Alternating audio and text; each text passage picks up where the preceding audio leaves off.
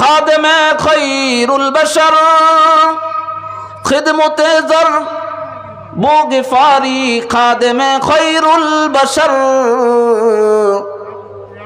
खिदमतों में जिंदगी भर ना बनाया अपना घर। আবু যর তিনি কোন একজন সাধারণ সাহাবী নন। আবু যরকে আসমানের ফেরেশতারা চিনে। আবু যর তিনি এমন একজন সাহাবী, জিবরিল আমিন এসে বলতেছে, ইয়া রাসূলুল্লাহ, ওই শীতের সময় ওই যে চাদর মুড়ি দিয়ে কোন সাহাবী হেঁটে যায় আপনি বলতে পারেন নাকি? আল্লাহ রসুল বললেন, ও ভাই জিবরিল, আপনি বলেন তো ওই কোন সাহাবী? তখন আল্লাহর পক্ষ থেকে জিবরাইল আমিন এসে বলতেছে, ইয়া রাসূলুল্লাহ, ওই হলো সেই আপনার সাহাবী আবু যর। নবীজি আশ্চর্য হয়ে গেলেন, ভাই জিবরিল, আপনি আবু যরকে চেনেন নাকি? জিবরিল আমিন বলতেছে, ইয়া রাসূলুল্লাহ, শুধু আমি নয়, আসমানের সমস্ত ফেরেশতারা সকলে আবু যরকে চিনে। আবু যরকে কেন চেনে? কারণ আবু যরের একটা আমল আছে, সে সূরা ইখলাস এত বেশি পরিমাণ তেলাওয়াত করে, যার কারণে তার আমল নামায় সব থেকে কোরআন খতমের বেশি সওয়াব আবু যরের আমল নামায়। সূরা ইখলাস একবার পাঠ করলে 10 পারা কোরআন তেলাওয়াতের সওয়াব পাওয়া যায়। কয়বার? 2 বার পাঠ করলে 20 পারা, 3 বার পাঠ করলে পুরা খতম কোরআন তেলাওয়াতের সওয়াব পাওয়া যায়। এজন্য আবু যর রাদিয়াল্লাহু তাআলা আনহু অধিক পরিমাণে সূরা ইখলাস তেলাওয়াত করতেন। আর দ্বিতীয় নম্বর কারণ হলো, নিজেকে এতটা ছোট মনে করতেন আল্লাহ তাআলা যদি কাউকে জাহান্নামের জন্য বানায়, তাহলে আমি আবু যরকেই মনে হয় আল্লাহ। আলোচক বীরেন্দ্র সহ আমার পাশে উপবিষ্ট রয়েছেন আজকের মাহফিলের সম্মানিত সভাপতি ও আমার সামনে উপবিষ্ট ইসলাম প্রিয় তৌহিদি জনতা ও পদ্মার অন্তরালে অবস্থানরত আমার মা ও বোনেরা,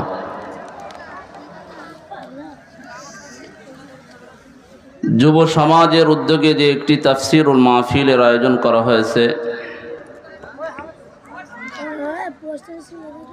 এত সুন্দর, এত বড় প্যান্ডেল, এত সুন্দর একটি আয়োজন, তবে শ্রোতাদের অবস্থা দেখলে মনে হয় যে এই অঞ্চলের মানুষ মনে হয় ওয়াজ মাহফিলের সাথে অতটা পরিচিত নয়।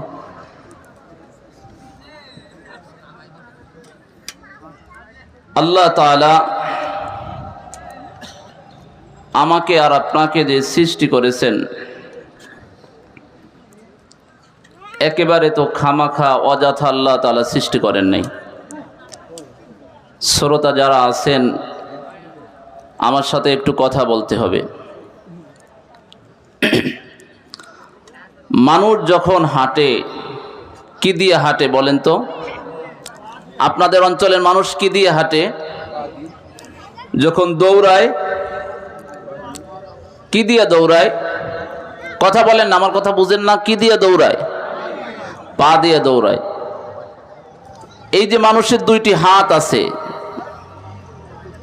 হাত চেনেন আপনারা? হাত সবার 2টা হাত আছে তো? একটু তুলে দেখান তো কার কার 2টা হাত আছে। এই পিছনে যারা আছেন আপনারা একটু সামনের ফাঁকা জায়গায় পূরণ করে বসেন।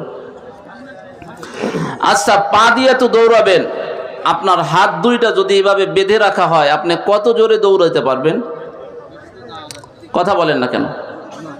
দৌড়াবেন পা দিয়ে, সমস্যা কোথায়? আপনার হাত 2টা বেঁধে দিলাম, আপনার পা তো বাঁধে নাই, তা আপনি দৌড়াতে আপনার সমস্যা কোথায়? সমস্যা হবে কোনো? কথা বলেন না, সমস্যা হবে? ওয়াজ মাহফিল হলো বক্তা শ্রোতা সকলের সহযোগিতায় সুন্দর একটা মাহফিল হয়। আমি দীর্ঘ সময় চিল্লাইলাম, কথা বললাম, আপনারা কোনো সারা শব্দ দিলেন না, তাহলে কি হবে না? ওয়াজ মাহফিল ভালো হবে না। আমার কাজ দৌড়ানো, কিন্তু হাতের কাজ আপনাদের করতে হবে। হাতের কাজটুকু আপনারা করতে রাজি আছেন না ইনশাআল্লাহ? কে কে রাজি আছেন একটু হাত তুলে দেখান তো। কথা বুঝলে আমার সাথে সাড়া দিতে হবে। আমি যখন বুঝবো যে আপনারা আমার কথা বুঝতেছেন, তখন আমারও কথা বলতে ভালো লাগবে, আর কথাগুলো তখন সুন্দরভাবে বলা যাবে। কিন্তু আপনাদের অবস্থা যদি এলোমেলো দেখি, একটু ইকো কমাও, বারবার নয়েজ টানতেছে।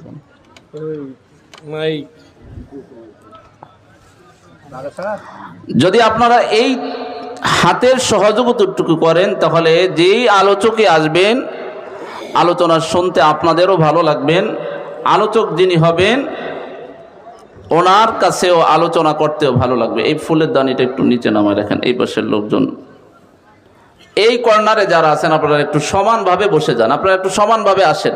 আশেপাশে যারা দাঁড়িয়ে আছেন, এই মাহফিলের মর্যাদা, মাহফিলের ফজিলাত সম্পর্কে মনে হয় আপনারা আগে জিন্দিগিতে কখনো শোনেন নাই। আমি যদি মাহফিলের ফজিলাত বলতে যাই তাহলে তো আমার নির্দিষ্ট বিষয়ের উপর আলোচনা করা সম্ভব হবে না। তাও সংক্ষেপে বলি, এই মাহফিল হলো আল্লাহ তাআলার কাছে এমন একটি দামি মজলিস, এমন একটি আল্লাহ তাআলার কাছে প্রিয় জায়গা, যে মজলিসে আসলে যেটাকে বলা হয় জান্নাতের বাগান। আল্লাহ তাআলা এই মজলিসের সকলকে আল্লাহ তাআলা মাফ করে দেওয়ার, ক্ষমা করে দেওয়ার ওয়াদা আল্লাহ তাআলা করেছেন। যারা এখানে আসছি আমরা ক্ষমা পেয়ে যাব, অবশ্যই ক্ষমা পাবো, রসুলের হাদিস। আর যারা এখনো আসতে পারি নাই, আমি আপনাদেরকে বলবো এই ক্ষমার মজলিসে আমাদের প্রত্যেকের আসা জরুরি, প্রত্যেকের আসা উচিত। এই ধরনের জান্নাতি বাগান এটা তো প্রতিদিন পাওয়া যাবে না। প্রতিদিন হবে? আপনাদের এলাকায় বাজার প্রতিদিন তো বসে, তাই না? এখন নয় আধুনিক সিস্টেম, প্রতিদিন বাজার পাওয়া যায়, কিন্তু আগে একটা সময় তো সপ্তাহে একদিন বা 2 দিন এইভাবে বাজার বসতো, হাট বসতো। আমি কোরআনে কারিমের 100 সূরা এর মধ্যে থেকে একটি সূরা, সূরা হুজরাত, সূরা হুজরাতের ছোট্ট একটি আয়াত, 10 নম্বর আয়াত আমি আপনাদের সামনে পাঠ করেছি। আল্লাহ রসুল সাল্লাল্লাহু আলাইহি ওয়াসাল্লামের অসংখ্য হাদিসে মোবারকা থেকে একখানা হাদিস আপনাদের সামনে আমি তেলাওয়াত করেছি।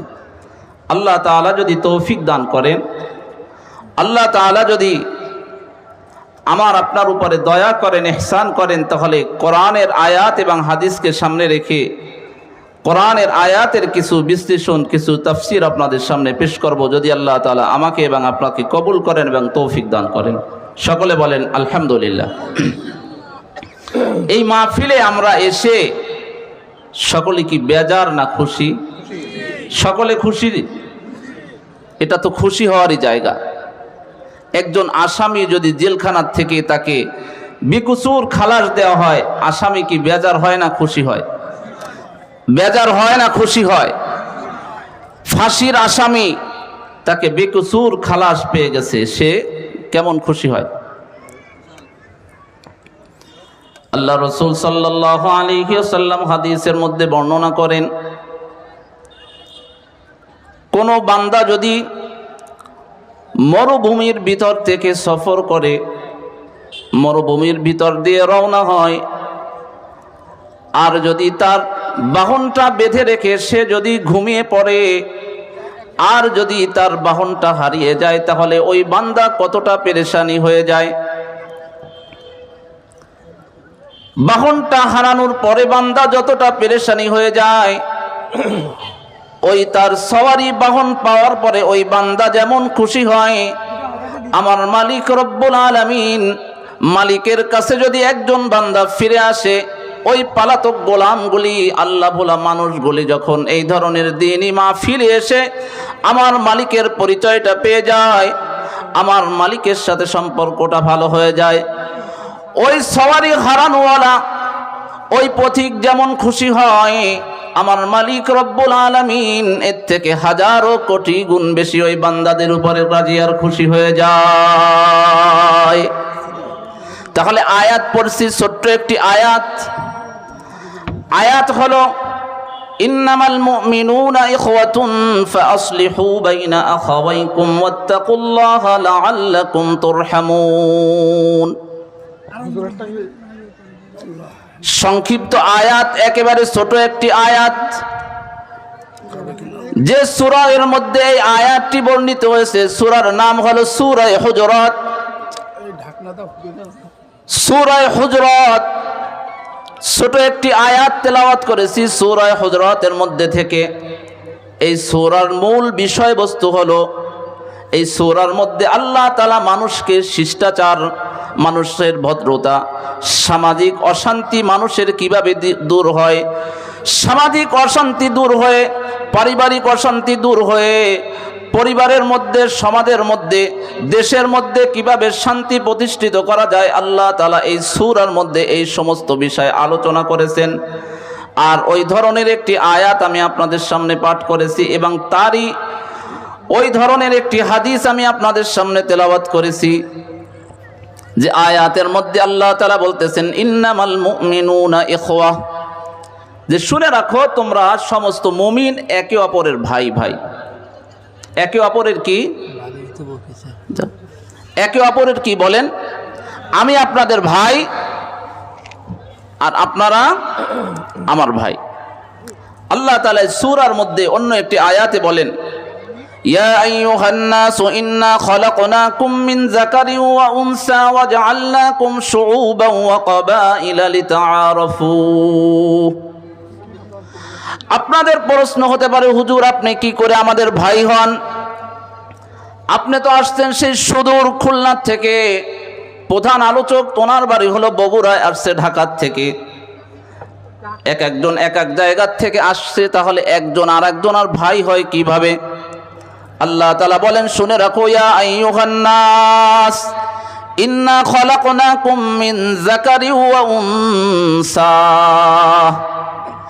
আমিও যদিও আসছি খুলনার থেকে, প্রধান বক্তা তিনিও যদিও আসছেন বগুড়ার থেকে, আর এক বক্তা তিনিও যদি ইন্ডিয়ার থেকে আসতেন, আর একজন যদি সুদূর আমেরিকার থেকেও আসতেন, আল্লাহ তাআলা একটা সূত্র মূলনীতি বলে দিচ্ছেন, ওই ইন্ডিয়ার থেকে যে আসবে, পাকিস্তান থেকে যে আসবে, ওই সুদূর আমেরিকার থেকে যে আসবে, ওই খুলনার থেকে যে আসবে, বগুড়ার থেকে যে আসবে, রাজশাহী থেকে যে আসবে, আমি সকলকে এক মা আর এক বাবার মাধ্যমে সৃষ্টি করেছি।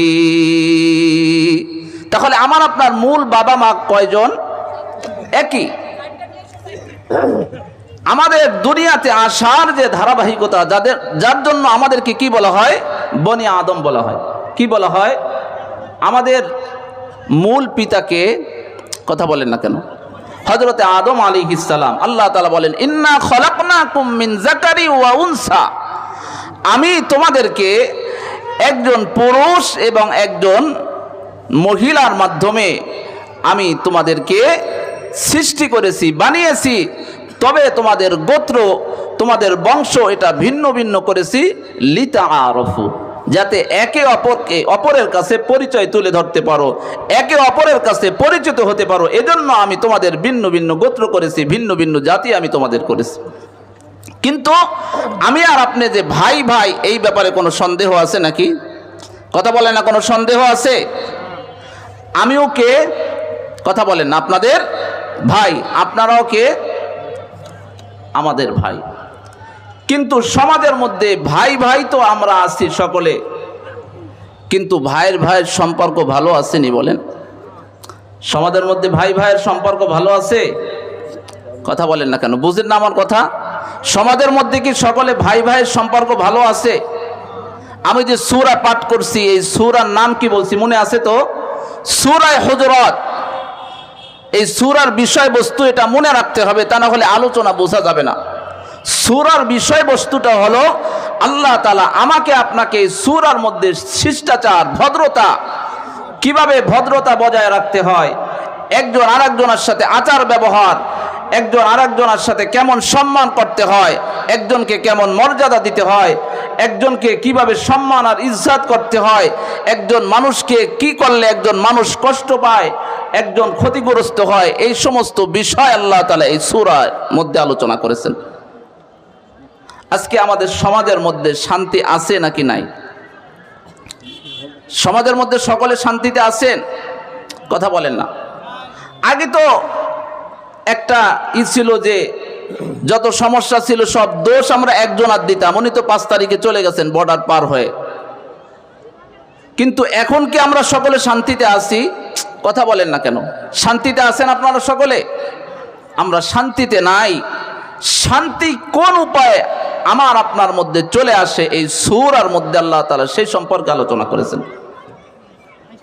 যে সমস্ত কারণে অশান্তি হয় সমাজের মধ্যে, যে সমস্ত কারণে আমাদের পরস্পরের মধ্যে দ্বন্দ্ব আর ফাসাদ তৈরি হয়, যে সমস্ত কারণে আমাদের নিজেদের মধ্যে নিজেদের সম্পর্ক নষ্ট হয়ে যায়, আল্লাহ রসুল সাল্লাল্লাহু আলাইহি ওয়াসাল্লাম একটা হাদিসের মধ্যে বর্ণনা করেন, নবীজি সাল্লাল্লাহু আলাইহি ওয়াসাল্লাম বলেন, ও আমার সাহাবীরা, তোমরা কি জানো মাল মুফলিস, সব থেকে অসহায় ব্যক্তিকে? নবীজি কি জিজ্ঞাসা করছেন? মাল মুফলিস, ও আমার সাহাবীরা, তোমরা কি জানোনি সব থেকে অসহায়, সব থেকে দরিদ্র, সব থেকে নিঃস্ব ব্যক্তিকে? নবীজি কখনো সাহাবীদের কাছে কোনো কিছু জানতে চাইলে, সাহাবীদের মধ্যে যদি রইসুল মুফাসসিরিন হযরতে আব্দুল্লাহ ইবনে আব্বাসের মতো ব্যক্তিও থাকতেন, সব থেকে বড় মুহাদ্দিস আব্দুল্লাহ ইবনে মাসউদ রাদিয়াল্লাহু তাআলা আনহুদের মতো ব্যক্তিরাও যেখানে উপস্থিত থাকতেন, যে মজলিসে আবু বকরের মতো মানুষ উপস্থিত থাকতেন, যে মজলিসের মধ্যে হযরতে আলী রাদিয়াল্লাহু তাআলা আনহুর মতো মানুষ উপস্থিত থাকতেন, নবীজি বলেছেন, আনা মদিনাতুল ইলমি ওয়া আলীউন বাবুহা, আমি বললাম এই মদিনার সমস্ত ইলম এটা আমার মধ্যে, আর আলী হলো এই ইলমের দরজা। এত বিজ্ঞ বিজ্ঞ সাহাবী উপস্থিত থাকতেন, তারপরও নবীজি কখনো যদি জিজ্ঞাসা করতেন, ও আমার সাহাবীরা, তোমরা এটা জানোনি? সাহাবীদের প্রশ্নের জবাব দেওয়ার একটা ভঙ্গিমা ছিল, একটা অভ্যাস ছিল, একটা ভাব ছিল, আল্লাহু ওয়া রাসূলুহু আলাম, আল্লাহ এবং আল্লাহর রাসূল এটা এই বিষয়ে সব থেকে ভালো জানেন। কিন্তু আমাদের সমাজের অবস্থা হলো, হুজুর যদি চায়ের দোকানে বসে থাকে, ইমাম সাহেব বসে আছে, একজন মুসল্লি আসছে হুজুরের কাছে একটা মাসলা জিজ্ঞাসার জন্য, জিজ্ঞাসা করছে হুজুরের কাছে, হুজুর জবাব দেওয়ার আগে চায়ের দোকানের জবাব দেওয়া সারা, চা বিক্রি করে, হুজুর এখনো প্রশ্নের জবাব দিতে পারে নাই, ওই চা বিক্রেতা হুজুরের জবাব দেওয়ার আগে প্রশ্নকারীর প্রশ্নের জবাব দেওয়া হয়ে গেছে। আমরা কাজ করি, খেতে কৃষি কাজ করি, মাঠে কাজ করি, তেমন দিন সম্পর্কে আমাদের তেমন কোনো জ্ঞান নাই। আর যদি কেউ কিছু জিজ্ঞাসা করে, যে জ্ঞানী তার থেকে অগ্রগামী হয়ে তাকে ওভারটেক করে আমাদের এই প্রশ্নের জবাব দেওয়ার অভ্যাস আছে কি নাই? এই অভ্যাস এটা কোনো ভালো অভ্যাস নয়, এই অভ্যাস কোনো ভালো অভ্যাস নয়। এই অভ্যাস পরিহার করা এটা হলো সাহাবীদের আদর্শ, এটাই হলো রাসূলের সুন্নাহ। সুতরাং হুজুরের কাছে জিজ্ঞাসা করলে সঠিক জবাবটা হুজুরের কাছ থেকে শুনতে হবে। সাহাবীদের কাছে নবীজি জিজ্ঞাসা করেন, মাল মুফলিস, ও আমার সাহাবীরা, জানুনি সব থেকে দরিদ্র ব্যক্তিকে? সাহাবীদের উত্তরে কি, ইয়া রাসূলুল্লাহ, আল্লাহ এবং আল্লাহর রাসূল তো সব থেকে ভালো জানে। এরপরে নবীজি বললেন, আমি এবং আল্লাহ তো ভালোই জানি, তবে আমি তোমাদের কাছ থেকে জানতে চাই, তোমাদের জানা শোনাটা কি? তোমাদের কাছে সব থেকে কে দরিদ্র, সব থেকে কে অভাবী, তোমাদের মধ্যে সব থেকে নিঃস্ব ব্যক্তিকে? তখন সাহাবীরা তাদের নিজেদের অবস্থা অনুযায়ী তারা প্রশ্নের জবাব দিলেন। বলেন তো, আমাদের সমাজের সব থেকে অসহায় দরিদ্র কাকে বলা হয়? সব থেকে নিঃস্ব ব্যক্তিকে আমাদের সমাজে? যার কোনো ভিটা মাটি নাই, যার কোনো কি নাই, টাকা পয়সা নাই, ব্যাংক ব্যালেন্স নাই, থাকার জায়গা নাই, শহর বাসস্থান নাই, কোনো আয় রোজগার নাই, কোনো কিছু নাই, তার কোনো আয়ের ব্যবস্থা নাই, একই আমরা কি বলি? সব থেকে নিঃস্ব বলি না? কথা বলেন না? এই তো সব থেকে অভাবী, সব থেকে দরিদ্র, সব থেকে এই তো নিঃস্ব নাকি? আমাদের সমাজে আমরা সব থেকে নিঃস্ব, সব থেকে অভাবী, সব থেকে অসহায় এই সমস্ত মানুষদেরগুলোকে আমরা বুঝি কি বুঝি না বলেন? আপনাদের সমাজে কি অসহায় বা দরিদ্র নিঃস্ব মানুষদেরকে বোঝানোর জন্য অন্য কোনো ভাষা আছে নাকি? বুঝেন না আপনার আমার কথা? সব থেকে নিঃস্ব অসহায় কাদেরকে বলে? আমাদের সমাজে তো মনে হয় যে যার কোনো ভিটা মাটি নাই, যার কোনো টাকা পয়সা নাই, অর্থকরী নাই, এরাই তো সব থেকে নিঃস্ব নাকি? সাহাবীরাও একই জবাব দিলেন। সাহাবীদের জবাবের অবস্থাও একই ছিল, ইয়া রাসূলুল্লাহ, নিশ্চিত ওই ব্যক্তি যার কোনো টাকা পয়সা নাই, সেই সব থেকে নিঃস্ব। আল্লাহ রাসূল সাল্লাল্লাহু আলাইহি ওয়াসাল্লাম বলেন, ও আমার সাহাবীরা, শুনে রাখো, সব থেকে অসহায় কে?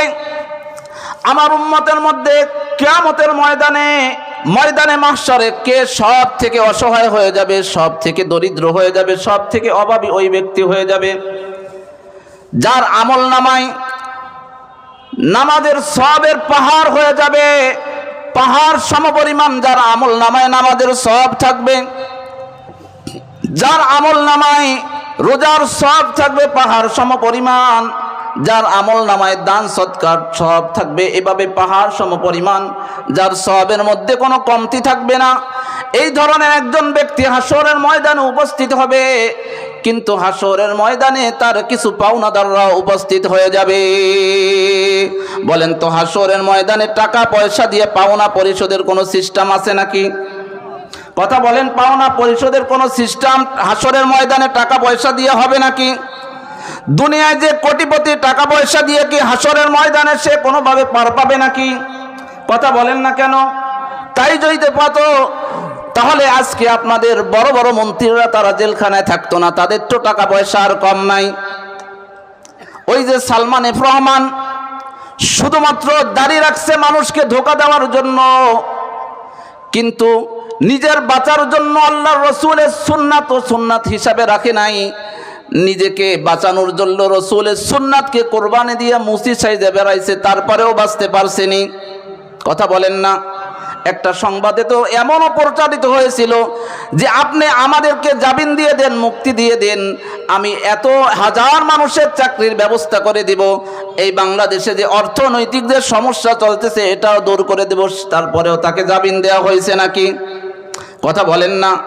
কারণ বর্তমান যিনি সরকার আছেন ওই টাকা পয়সা তার দরকার নাই। দুনিয়ার একজন সরকারের যদি এই টাকা পয়সার দরকার হয়ে না থাকে তাহলে বলেন তো আসমানের মালিক আরশের মালিক রব্বুল আলামিনের মনে হয় খুব টাকা পয়সার দরকার আছে? খুব টাকা পয়সার দরকার আছে। কুল হুয়াল্লাহু আহাদ আল্লাহুস সামাদ লাম ইয়ালিদ ওয়া লাম ইউলাদ ওয়া লাম ইয়াকুল লাহু কুফুয়ান আহাদ।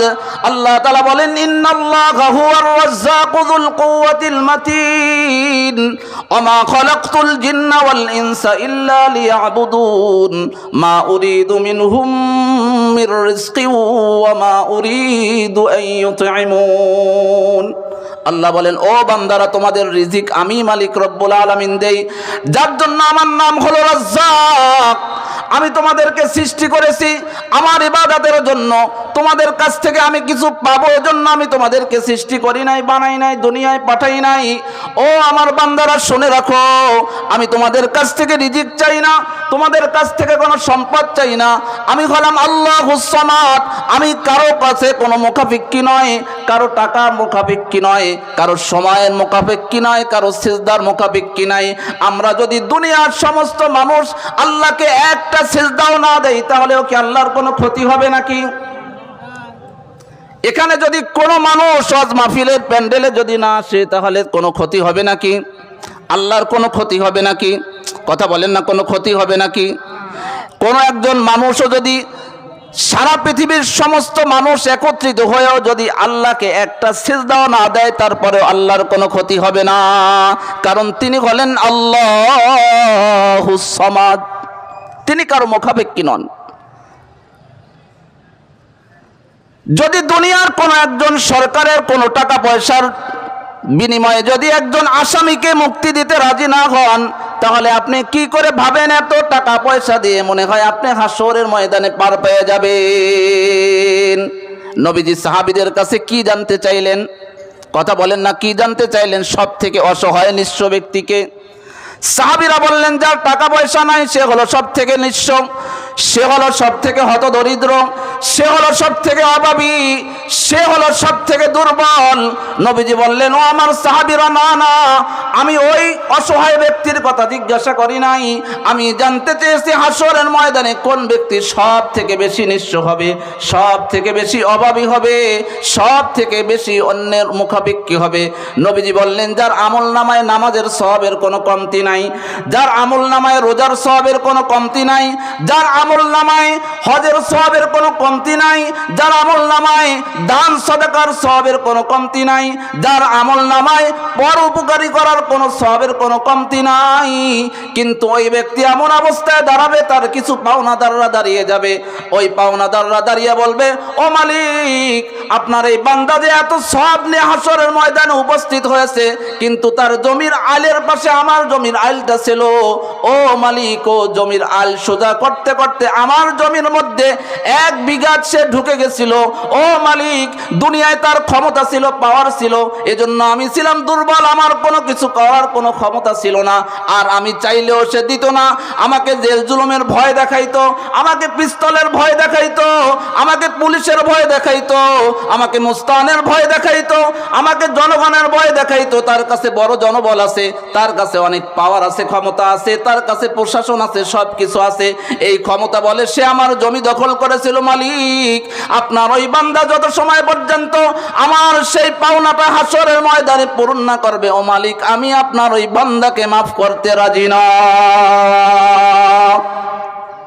এই ধরনের নামাজি ব্যক্তি আমাদের সমাজে আছে না নাই? নামাজ পড়ে যে আরেকজনের জমির আল ঠেলে, এই ধরনের নামাজি আছে কি নাই? হাজি হজ করে আসছে, আরেকজনের জমি ফাঁকি দিয়ে নেয়, এই ধরনের হাজি গাজি আছে কি নাই? কথা বলেন না, আপনাদের এলাকায় মনে হয় নাই? রোজা, নফল রোজাও ছাড়ে না, ফরজ তো ছাড়ি না, সারা রাত ইবাদতের মধ্যে তাহাজ্জুদ গুজার, তারপরে অন্যের জমি, অন্যের টাকা পয়সা ফাঁকি দিয়ে খায়। এই ধরনের হাজি আর এই ধরনের নামাজি ব্যক্তি আপনাদের সমাজে আছে কি নাই? ও হাজি, ও নামাজি, ও রোজাদার, ও রাজনীতিবিদ, যারা যা করো না কেন, খবরদার, তুমি যদি কারো প্রতি সামান্য পরিমাণও জুলুম করে থাকো, শুনে রাখো, আনা দাউল মাওয়াজিনাল কিসত লিয়াউমিল কিয়ামাতি ফালা তুজলামু নাফসুন শাইআ।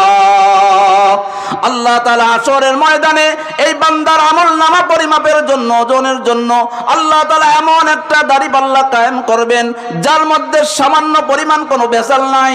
দুনিয়া অনেক সময় যে দাড়িপাল্লাগুলো আছে, মালিক পক্ষ চাইলে, দোকানদার চাইলে কিছু কম দিতে পারে কাস্টমারকে, কিন্তু আল্লাহ তাআলা ইনসাফের দাড়িপাল্লা হাশরের ময়দানে কায়েম করবেন, যে দাড়িপাল্লার মধ্যে কোনো ধরনের ভেজাল নাই। এমন হবে না যে ফেয়ার মাপা হয় নাই, এজন্য অটোমেটিক, অথবা অনেক সময় দেখা যায় যারা দোকানদার কাস্টমারকে ফাঁকি দিতে চায়, অনেক সময় যে পাল্লার উপরে ওই যে ভাটখারাটা থাকে, ওই পাল্লার নিচে অনেক সময় কিছু রেখে দেয় যাতে এই পাল্লাটা অটোমেটিকভাবে কিছুটা ওজন বেশি হয়ে যায়। আল্লাহ তাআলার ওই আমলনামা পরিমাপের ওজনের মধ্যে, ওই পাল্লার মধ্যে এই ধরনের কোনো ব্যবস্থা নাই। আল্লাহ তাআলা ন্যায় এবং ইনসাফের সাথে আল্লাহ তাআলা প্রত্যেক বান্দার আমলনামা ওজন করবেন। সে যদি একটা গুনাহের কাজও করে থাকে, সেই গুনাহের কাজটা, সেই গুনাহটা তার কাছে উপস্থাপন করা হবে। وَعُرِضُوا عَلَى رَبِّكَ صَفًّا لَقَدْ جِئْتُمُونَا كَمَا خَلَقْنَاكُمْ أَوَّلَ مَرَّةٍ بَلْ زَعَمْتُمْ أَن لَّن نَّجْعَلَ لَكُم مَّوْعِدًا وَوُضِعَ الْكِتَابُ فَتَرَى الْمُجْرِمِينَ مُشْفِقِينَ مِمَّا فِيهِ وَيَقُولُونَ يَا وَيْلَتَنَا مَا لِهَذَا الْكِتَابِ يا ويلتنا ما لهذا الكتاب لا يغادر صغيرة ولا كبيرة إلا أحصاها। ওই পাপিষ্ঠ বেঈমানেরা যখন হাশরের ময়দানে উঠবে, আমলনামা দেখে আফসোস করতে থাকবে, আফসোস করতে থাকবে। ওয়া আম্মা মান উতিয়া কিতাবাহু বিশিমালিহি ফায়াকুলু ইয়া লাইতানি লাম উতা কিতাবিয়া। আর ওই পাপিষ্ঠ বেঈমান আফসোস করে বলতে থাকবে, হায় হায়, যদি আমার আমলনামাটা আমার হাতে নাই দেওয়া হইতো তাহলে আমার জন্য ভালো হইতো। ওয়ালাম আদরি মা হিসাবিয়া, যদি আমার হিসাব নিকাশ না হইতো তাহলে এটা আমার জন্য অনেক ভালো ছিল। মা গুনা আন্নি মালিয়া, দুনিয়ায় আমার অনেক সম্পদ ছিল, অনেক বাড়ি গাড়ি ছিল, কোনো কিছুই দেখি কাজে আসে না। মা গুনা আন্নি মালিয়া হালাকা আন্নি সুলতানিয়া, দুনিয়ায় আমার অনেক পাওয়ার ছিল, আমি এমপি ছিলাম, মন্ত্রী ছিলাম, আমি চেয়ারম্যান ছিলাম, আমি মেম্বার ছিলাম, আমার অনেক জনগণ ছিল, এখন দেখি আমি খালি শূন্য হাতে, আমার আশেপাশে আর কেউ নাই। হাশরের ময়দানে যখন এই সমস্ত পাপিষ্ঠরা দাঁড়িয়ে যাবে, আর অপরদিকে তার পাওনাদাররা দাঁড়িয়ে যাবে, বলবে, মালিক, আপনার ওই নামাজি বান্দা আমার জমিটা ফাঁকি দিয়েছিল মালিক, সুতরাং আমার পাওনা পরিশোধ না করে আপনার ওই বান্দাও এক কদম সামনে আগাইতে যেন না পারে। আল্লাহ তাআলা যেহেতু হাশরের ময়দানে ইনসাফ করবেন, কোন বান্দার প্রতি আল্লাহ তাআলা জুলুম করবেন না। আর হাশরের ময়দানে বলেন তো, টাকা পয়সা দিয়ে পার পাওয়ার কোনো সুযোগ আছে নাকি? হাসরের ময়দানে টাকা পয়সা দিয়ে পার পাওয়ার কোনো সুযোগ আছে নাকি? নাকি আপনারা টাকা পয়সা দিয়ে পার পাবেন? কে কে টাকা পয়সা দিয়ে পার পাইতে পারবেন? একটু হাত তোলেন তো।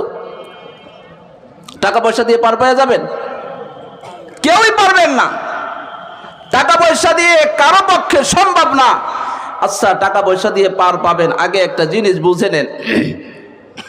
বাংলাদেশে যেটা আমরা টাকা বলি, এই যে আপনাদের তো বর্ডার পাস, একেবারে বর্ডার লাগোয়া যে থানা, এইটা তো একেবারে বর্ডারের কাছে। বর্ডার পার হয়ে গেলে আপনাদের এই টাকার নাম কি হয়ে যাবে? কথা বলেন না। ইন্ডিয়াও কি টাকা বলে? ইন্ডিয়া কি বলে? ইন্ডিয়া কি বলে বলেন না? রুপি। আপনার এই টাকা সরাসরি যদি আপনি ইন্ডিয়ায় নিয়ে একটা দোকানদারকে দেন, দোকানদার নিবে নাকি? দোকানদার নিবে? ইন্ডিয়ার টাকা নিয়ে পাকিস্তানে যান, সে জায়গায় ওইটার নাম পরিবর্তন হবে কি হবে না? পাকিস্তানের আফগানিস্তানে যান, সেখানে পরিবর্তন হবে কি হবে না? কথা বলেন না, পরিবর্তন হবে।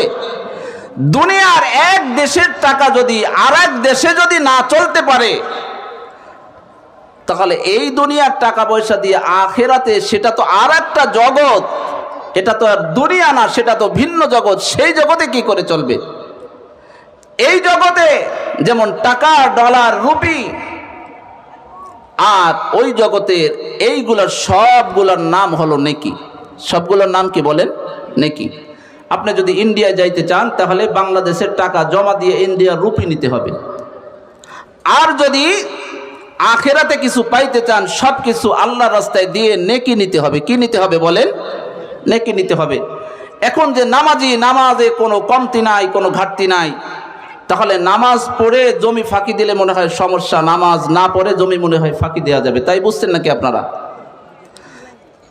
এটা স্পষ্ট বুঝে নেন। নামাজ পড়েও যদি জমি ফাঁকি দিলে যদি তার মাপ না হয়, তার যদি কোনো সার না হয়, তাহলে বেনামাজি যদি আরো ফাঁকি দেয়, তাহলে তার অবস্থা আরো কেমন মারাত্মক হবে। আরে যে নামাজ পড়ছে, ওর তো কিছু নেকি দেওয়ার সুযোগও আছে, ওর আমল নামায় বড় একটা নেকির অংশ জমা আছে। আল্লাহ বলবেন, ও বান্দা, তোমার ওই পাওনাদার যা বলতেছে ওইটা সত্যি বলে নাকি? অনেক সময় বান্দা স্বীকার করবে, অনেক সময় করবে না। এখন আল্লাহ তাআলা বলবে, তার পাওনা পরিশোধ করো। এখন তো টাকা পয়সা নাই, কি দিয়ে পাওনা পরিশোধ করো? তাহলে তোমার আমল নামার থেকে কিছু নেকি তাকে দিয়ে দিতে হবে। এক বান্দার পাওনা পরিশোধ হয়ে গেছে, আর এক বান্দা দাঁড়ায় গেছে, ও মালিক, ওর পাশের বাড়িটা আমার ছিল, ওর 4 তলা বিল্ডিং ছিল, আমারটা ছিল টিনের ছাপরা, টিনের ঘর। ও মালিক, ওর ছাদের পানিটা সব সময় আমার টিনের উপরে পড়তো। মালিক, কতবার নিষেধ করছি, প্রভাবের কারণে, ক্ষমতার কারণে ওই ছাদের যে পাইপ নালা যেটা আছে ওইটা সরাই নাই। মালিক, ও মালিক, ওর বাড়িটা উঁচু জায়গায় ছিল, আমার বাড়িটা ছিল নিচু জায়গায়। আমার বাড়ির পাশ দিয়ে ড্রেনটা হওয়ার কারণে বৃষ্টির সময় সমস্ত ময়লা আবর্জনা আমার বাড়িতে জমাট হয়ে যাইত। ও মালিক, কতবার তাকে বলছি, কিন্তু আমাকে বিভিন্ন ভয় দেখায়, প্রশাসনের ভয় দেখায়, ক্ষমতার ভয় দেখায়, জেল জুলুমের ভয় দেখায়। মালিক, আমি স্বাভাবিকভাবে জীবন যাপন করতে পারি নাই। আপনি তাকে যেভাবে একটা স্বাধীন জিন্দেগি দিয়েছিলেন, মালিক, আমাকেও ঠিক তদ্রূপ একটা স্বাধীন জিন্দেগি দিয়েছিলেন। ও মালিক, আমার স্বাধীনতাকে ওই আপনার ওই নামাজি বান্দা, ওই হাজি বান্দা নষ্ট করেছে। এখন আমি আপনার সাধারণ একজন বান্দা, আমার অধিকারটা এখন আমি ফিরাই চাই। আল্লাহ বলবেন, ও বান্দা, কি অবস্থা? দিয়ে দাও, তাকেও কিছু নেকি দিয়ে দাও, তাকেও কিছু নেকি দেওয়া হবে। আরেকজন বান্দা দাঁড়াবে, ও মালিক, আমার ঘরে একটা সুন্দরী রূপসী একটা মেয়ে ছিল, আর আমার পাশের বাড়ি অনেক ক্ষমতাশালী, তার একটা ছেলে ছিল বকাটে, মদখোর, গাঁজাখোর, ইয়াবাখোর। কিন্তু আমার মেয়েটা তার ছেলের কারণে, তার ওই ছেলের কারণে, মদখোর, ইয়াখোর, বাবাখোর, গাঁজাখোর ওই সন্তানের কারণে আমার মেয়েটা ঠিকমতো রাস্তায়, ঠিকমতো স্কুল কলেজে যাইতে পারে নাই, মাদ্রাসায় যাইতে পারে নাই। যখনই রাস্তায় গিয়েছে তখনই ডিস্টার্ব করছে। মালিক, আমার যে সন্তানটা সুন্দরভাবে সুশিক্ষা গ্রহণ করবে, ওই আমার পাশের বাড়িওয়ালা ক্ষমতাধারী, ওই যে মদখোর, জুয়াখোর, ইয়াবাখোর, গাঞ্জাখোর, ওই সন্তানের কারণে আমার মেয়ের যে স্বাভাবিক যে স্বাধীনতা ছিল এটা নষ্ট করেছে। এখন আমার যে মেয়ের যে স্বাধীনতা মালিক এইটা নষ্ট করার কারণে এর যে ক্ষতিপূরণ, সেই ক্ষতিপূরণ আমাকে দিতে হবে। আল্লাহ বলবেন ক্ষতিপূরণটা দিয়ে দাও। এইভাবে করতে করতে তার আমল নামায় অসংখ্য নামাজের সব, অসংখ্য হজের সব, অসংখ্য এইভাবে যত ধরনের ভালো কাজ আছে সব কিছুর সব আছে। কিন্তু দুনিয়ায় সামান্য পরিমাণ জুলুম করেছে, এইভাবে এক একজনের পাওনা পরিশোধ করতে করতে এক সময় তার আমল নামার থেকে সব নেকি পরিশোধ হয়ে যাবে। তার আমল নামায় আর একটা নেকিও জমা থাকবে না। কিন্তু আমল নামায় নেকি নাই, পাওনাদার এখনো অনেক রয়ে গেছে। এখন তো তার কাছে তো আর কিছু নাই, কিসের বিনিময়ে সে পাওনা পরিশোধ করবে? তখন আল্লাহ বলে দেবেন, ও নাফরমান, নামাজ পড়ছো কিন্তু অন্য আমল ঠিক করো নাই, নামাজের মতো তোর নামাজ হয় নাই। হজ করছো কিন্তু হজের মতো তোর হজ হয় নাই। রোজা রাখছো, রোজার মতো রোজা হয় নাই। ও নাফরমান, এখন তোর আমল নামায় আর কোনো নেকি নাই যে আমার অমুক অমুক বান্দারা তারা পাওনা এখনো পর্যন্ত বাকি রয়ে গেছে, সুতরাং তার পাওনা পরিশোধ করার মতো তোর কোনো সামর্থ্য নাই। এখন ওদের গুনাহগুলো তোর ঘাড়ে চাপিয়ে দেওয়া হলো। আর ওই পরিশেষে ওই ব্যক্তি নামাজি ছিল, ওই ব্যক্তি হাজি ছিল, ওই ব্যক্তি একজন দানকারী ছিল, ওই ব্যক্তি মানুষের মাঝে মানুষের সেবা করত। আল্লাহ রাসূল সাল্লাল্লাহু আলাইহি ওয়াসাল্লাম বলেন, পরিশেষে ওই ব্যক্তি তার ঠিকানা হয়ে যাবে আল্লাহর জাহান্নাম। নামাজ পড়তে হবে, তবে নামাজ পড়ে আমার মাধ্যমে যেন কারো জুলুমের শিকার কেউ না হয়। আমি দোকানদারি করতেছি, বাজারে নতুন একটা দোকান উঠছে। এখন আগের 4-5 জন দোকানদার মিলে চুক্তি করে ওরে কোনোভাবেই দোকানদারি বাজারে করতে দেওয়া যাবে না। এই ধরনের অভ্যাস আমাদের সমাজের দোকানদার ভাইদের মধ্যে আছে কি নাই? আল্লাহ রাসূল সাল্লাল্লাহু আলাইহি ওয়াসাল্লাম হাদিসের মধ্যে বলেন, কোন বান্দা যদি একজন বান্দার একটা সামান্য উপকার করে, আল্লাহ তাআলা হাসরের ময়দানে ওই বান্দার উপকার করবেন। আল্লাহু ফি আউনিল আবদি মা কানাল আবদু ফি আউনি আখিহি। কোন বান্দা যত সময় তার অপর এক ভাইয়ের সাহায্য আর সহযোগিতা করতে থাকে, আল্লাহ তাআলা ওই বান্দার তত সময় পর্যন্ত সাহায্য আর সহযোগিতা করতে থাকে। কিভাবে আল্লাহ তাআলা সাহায্য সহযোগিতা করে? সাহাবীদের মাধ্যমে জ্বলন্ত দৃষ্টান্ত আমরা পেয়েছি, আমরা শুনেছি, আমরা পড়েছি। আল্লাহ রসুলের একজন সাহাবী, যার নাম আমরা সকলে জানি। অসংখ্য সাহাবী আছে, সকল সাহাবীদের নাম কিন্তু আমাদের জানা নাই। কিন্তু একজন সাহাবী এমন আছে যার নামটা মুসলমান ও মুসলিম যারা আছে পৃথিবীর সমস্ত মানুষ যে নামটা শুনলে ভয় পায়, যে নামটা শুনলে ইবলিস শয়তান ভয় পায়, যে লোকটাকে দেখলে ইবলিস শয়তান ওই রাস্তা দিয়ে যায় না, সেই সাহাবীর নামটা কি ছিল? এই তো আপনারাও তো বুঝে ফেলছেন। সেই সাহাবীর নাম ছিল কি? ওমর। ওমর রাদিয়াল্লাহু তাআলা আনহুর খিলাফত আমলের শাসন আমলে ওমর হলেন সমস্ত মুসলমানদের খলিফা, অর্ধ পৃথিবীর বাদশাহ। ওমর ইবনে খাত্তাবের কাছে 2টা যুবক একজন বৃদ্ধ লোককে টেনে হেসড়ে ওমর ইবনে খাত্তাব রাদিয়াল্লাহু তাআলা আনহুর কাছে নিয়ে আসছেন। এসে অভিযোগ করতেছে, ওমর ইবনে খাত্তাব, ও মুসলমানদের খলিফা, আমাদের খলিফা ওমর, ওমর এই লোকটা হলো আমার বাবার খুনি, সুতরাং এর বিচারটা আপনি করে দিন। ওমর ইবনে খাত্তাব রাদিয়াল্লাহু তাআলা আনহুর মাধ্যমে বেইনসাফ হওয়ার কোনো সুযোগ আছে নাকি? কথা বলেন না, বেইনসাফি হওয়ার কোনো সুযোগ আছে নাকি? ওমর ইবনে খাত্তাব রাদিয়াল্লাহু তাআলা আনহুর কাছে ইনসাফ পাবে এজন্য আসছে, ইনসাফের জন্য আসছে। সে বলতেছে, আমার বাবার খুনির বিচারটা আপনি করে দেন, তাকে মৃত্যুদণ্ড দিয়ে দেন। সে আমার বাবাকে হত্যা করেছে। এখন ওই বিরুদ্ধকে জিজ্ঞাসা করে, ও বিরুদ্ধ, এই যে 2 জন যুবক তোমার ব্যাপারে যে অভিযোগটা করছে এটা সত্য না মিথ্যা? ওই লোকটা বলছে, খলিফাতুল মুসলিমিন, এটা সত্য, তবে একটু ঘটনাটা শুনেন। আমি ছিলাম একজন মুসাফির, একজন পথিক। আমি পথ দিয়ে মরুভূমির ভিতর দিয়ে আমি পথ অতিক্রম করতেছিলাম। পথ অতিক্রম করতে করতে আমি মুসাফির ক্লান্ত হয়ে গেছি। বিশ্রামের জন্য আমি একটা গাছের ছায়ায় আমি শুয়ে পড়ছি। ও খলিফাতুল মুসলিমিন, আমি এতটা ক্লান্ত, আমার ঘুম চলে আসছে, আর আমার বাহন আমার উটটা ছুটে গিয়ে একটা লোকের খেজুর বাগানে গিয়ে গাছগুলো নষ্ট করেছে।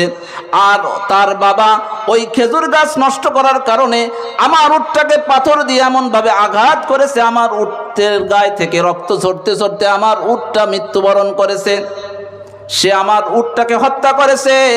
আর আমার একমাত্র বাহন যেহেতু ছিল উট, আমার অন্য কোনো বাহন ছিল না, ওই বিরুদ্ধের সাথে আমি তর্কে জড়িয়ে একটা পর্যায়ে আমি তাকে আঘাত করার কারণে সেও মৃত্যুবরণ করেছে। এখন খলিফাতুল মুসলিমিন দেখতেছে অপরাধী, সে তো নিজ মুখে দোষ স্বীকার করছে, এখন তার বিচার হবে ইসলামী যে আইন অনুযায়ী, তার বিচার হবে মৃত্যুদণ্ড, তার বিচার হবে শিরশ্ছেদ। তাকে সে যেভাবে একজনকে হত্যা করেছে ওইভাবে হত্যা করতে হবে, এটা হলো ইসলামের আইন। ইসলামের আইন এটা কখনো নয় তুমি একজনকে হত্যা করবা, তুমি ক্ষমতার বড়াই দিয়ে তুমি জামিনে বের হয়ে চলে আসবা, আর ওই খুনির সামনে দিয়ে ওই নিহত ব্যক্তির সন্তানদের সামনে দিয়ে খুনিরা হাঁটবে, এই ধরনের বিধান ইসলামের মধ্যে নাই। সমাজের মধ্যে এই ধরনের অবস্থা হয় কি হয় না? সন্তানরা চেয়ে চেয়ে দেখে আমার বাবার খুনি আমাদের সামনে দিয়ে হেঁটে যায়। বলেন তো ওই বাবাকে হত্যা করার কারণে সন্তানরা যে পরিমাণ কষ্ট পেয়েছে, বাবার খুনিকে সামনে দেখলে মনে হয় সন্তানরা একটু সান্ত্বনা পায়। সন্তানরা সান্ত্বনা পায় নাকি? সন্তানরা আরো বেশি ক্ষিপ্ত হয়ে যায়, আরো বেশি কষ্ট পায়। এজন্য নিজের মুখে খুনের কথা স্বীকার করছে। এখন খলিফাতুল মুসলিমিনের কাছে সময় চায়, ও আমাদের খলিফা, মুসলমানের খলিফা ওমর ইবনে খাত্তাব, আমার একটু কিছু সময়ের জন্য সময় দেন, আমি একটু বাড়িতে যাই, আমার একজন পাওনাদার আছে, সে হলো অমুসলিম, আমি যদি তার পাওনা পরিশোধ না করি, সেই সময় তো আর কোনো মোবাইল আর চিঠির ব্যবস্থা ছিল না, আর এখানে আমার কোনো আপনজন নাই, আত্মীয় স্বজন নাই, আপনার কোনো সাহাবীও, আপনার কোনো সাথী সঙ্গী যারা আছে, কোনো সৈন্যরা সেই জায়গায় চিনবে না। সুতরাং আমি হলাম একজন মুসলমান, যদি আমি সেখানে তার পাওনাটা পরিশোধ না করি, তাহলে সে মুসলমানদের উপরে তার একটা আপত্তি থাকবে, মুসলমানদেরকে ধোঁকাবাজ মনে করবে। খলিফাতুল মুসলিমিন একবারের জন্য একটু সময় দেন, কিছুদিন পরে আমি আসব, ওই সময় আমার উপরে ইসলামী যে আইন আছে, ইসলামী যে বিচার আছে, সেই বিচারটা আপনি আমার উপরে কায়েম করবেন। খলিফাতুল মুসলিমিন বলতেছে, দেখো তোমাকে তো আমরা চিনি না, কই তোমার বাড়ি? আমি এখান থেকে তোমার সাথে 2-4 জন পাঠাবো, তুমি তো তাদেরকেও হত্যা করে ফেলতে পারো, সুতরাং তুমি যাইতে পারো। তোমার যাওয়ার জন্য শর্ত হলো, এই মদিনার মধ্যে থেকে যদি তোমার কোনো একজন জিম্মাদার পাওয়া যায়, তোমার দায়িত্ব গ্রহণ করবে এমন কোন একজন ব্যক্তি যদি মদিনায় পাওয়া যায়, তাহলে তোমাকে তার বিনিময়ে আমি ছাড়তে রাজি আছি।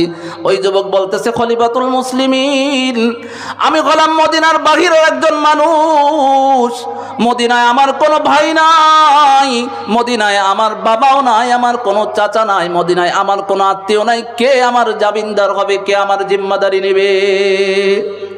ইতিমধ্যে আল্লাহর রাসূলের একজন সাহাবী হযরতে আবু যর, খিদমতে আবু যর গিফারি, খাদেমে খায়রুল বাশার, খিদমতে যর বু গিফারি, খাদেমে খায়রুল বাশার,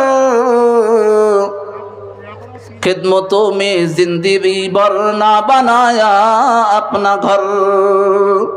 আবু যর তিনি কোন একজন সাধারণ সাহাবী নন। আবু যরকে আসমানের ফেরেশতারা চিনে। আবু যর তিনি এমন একজন সাহাবী, জিবরিল আমিন এসে বলতেছে, ইয়া রাসূলুল্লাহ, ওই শীতের সময় ওই যে চাদর মুড়ি দিয়ে কোন সাহাবী হেঁটে যায় আপনি বলতে পারেন নাকি? আল্লাহ রসুল বললেন, ও ভাই জিবরিল, আপনি বলেন তো ওই কোন সাহাবী?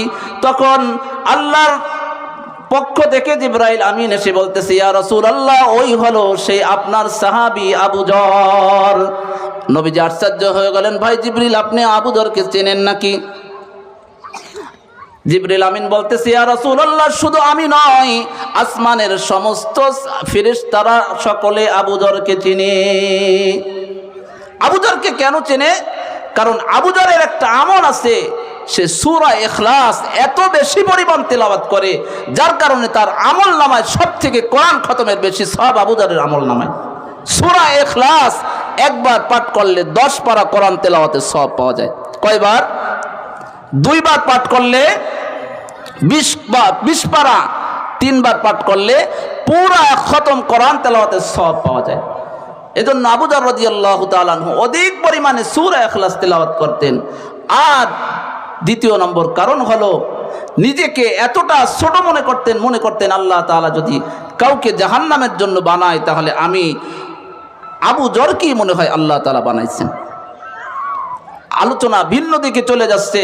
আমি যে মূল যে আমার আলোচনা ছিল ইন্নামাল মুমিনুনা ইখওয়া, যে আমরা একে অপরের ভাই ভাই, আমরা একে অপরের কি কথা বলেন না, ভাই ভাই। আল্লাহ রাসূল সাল্লাল্লাহু আলাইহি ওয়াসাল্লাম এই আয়াতের ব্যাখ্যায় নবীজি একটা হাদিস বলেছেন, আল মুসলিমু আখুল মুসলিম। আল্লাহ তাআলা বলতেছেন একে অপরের ভাই ভাই, আল্লাহ রাসূলও বলতেছেন এক মুসলমান আর এক মুসলমানের ভাই।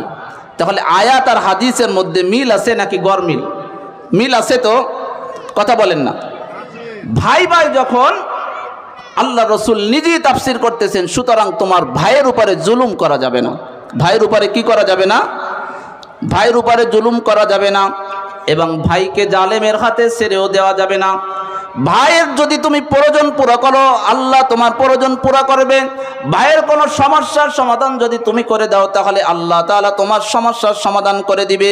ভাইয়ের কোনো দোষ যদি তুমি গোপন রাখতে পারো, হাসরে ময়দানে মাহশারে মালিক রব্বুল আলামিন তোমার দোষ গোপন রাখবেন। একজন মুসলমানের দোষ গোপন রাখলে আল্লাহ তাআলা হাসরের ময়দানে আপনার আমার দোষ গোপন রাখবেন। একজন মুসলমানকে সাহায্য সহযোগিতা করলে আল্লাহ পাক রব্বুল আলামিন তিনি আমাকে আপনাকে সাহায্য সহযোগিতা করবেন। কিভাবে সাহায্য সহযোগিতা করবেন এইটা বোঝানোর জন্য আবু যরের ওই ঘটনা আপনাদেরকে শোনাচ্ছিলাম, মনে আছে তো? হত্যা হয়েছে কয়জন? কথা বলেন না একজন। তার 2 জন সন্তান বিরুদ্ধকে নিয়ে আসছে কার কাছে? খলিফাতুল মুসলিমিন হযরতে ওমর ইবনে খাত্তাবের কাছে। বিচার হবে, দায়িত্ব নিলেন আবু যর। এবার ছেড়ে দেওয়া হলো, যুবক যাও, তুমি যদি না আসো শুনে রাখো, তাহলে তোমার পরিবর্তে তোমার যে জিম্মাদার হযরতে আবু যরকে তোমার পরিবর্তে কিন্তু হত্যা করা হবে। যুবক বাড়ি চলে গেল। ওমর ইবনে খাত্তাব রাদিয়াল্লাহু তাআলা আনহু সময় দিয়ে দিলেন, আগামী শুক্রবার জুমার আগে তুমি আসবা। জুমার পরে সমস্ত মানুষের উপস্থিতিতে তোমাকে এভাবে হত্যা করা হবে। কারণ ওয়ালাকুম ফিল কিসাসি হায়াতুন ইয়া উলিল আলবাব লাআল্লাকুম তাত্তাকুন।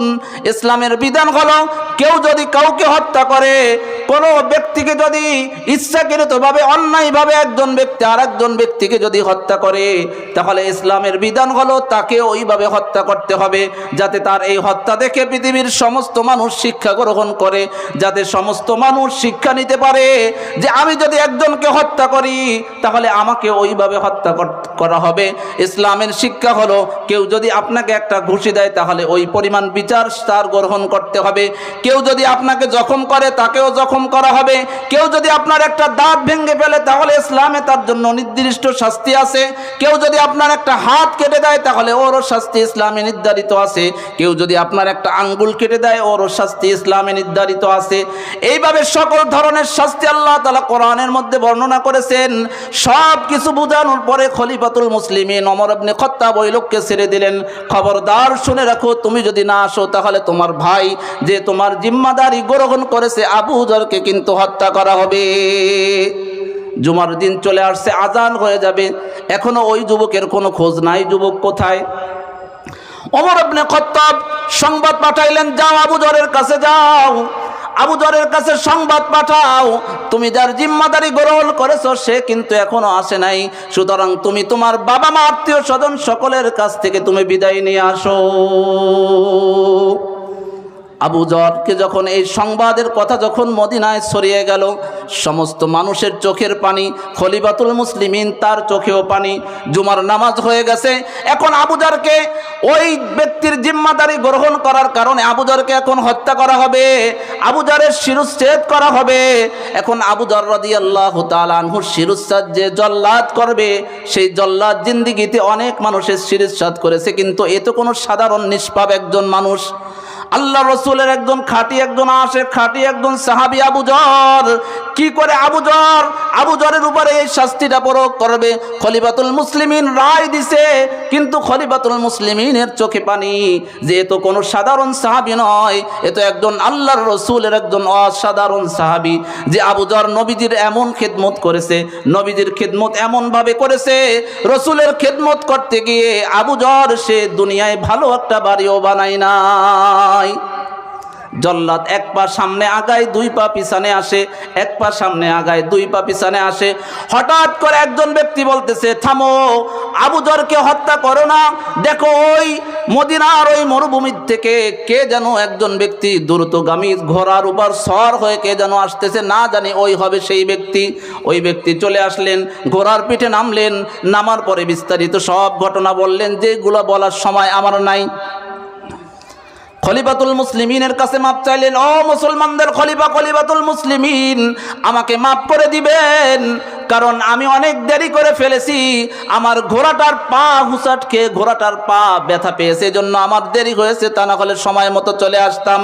এখন ওই ব্যক্তিকে মৃত্যুদণ্ড দেওয়া হবে, শিরশ্ছেদ করা হবে।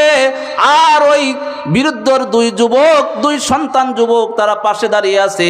ওই লোকটার আসার অবস্থা দেখে তারা অবাক হয়ে গেল। এখন বলতেছে খলিফাতুল মুসলিমিন, না না, আমরা বিচার চাই না। যে যুবক তার নিজের হত্যা, নিজের শিরুচ্ছেদ হবে এটা জানা সত্ত্বেও যে যুবক তার বাড়ির থেকে আসতে পারে, খলিফাতুল মুসলিমিন ওই যুবক জিন্দিগিতে ইচ্ছাকৃতভাবে আমার বাবাকে হত্যা করতে পারে না। সুতরাং আমরা যেহেতু বাবার পরে আমরা যেহেতু তার উত্তরাধিকারী হিসাবে তার ওয়ারিস হয়েছি, সুতরাং আমরা সন্তান হিসাবে ক্ষমা করে দিলাম।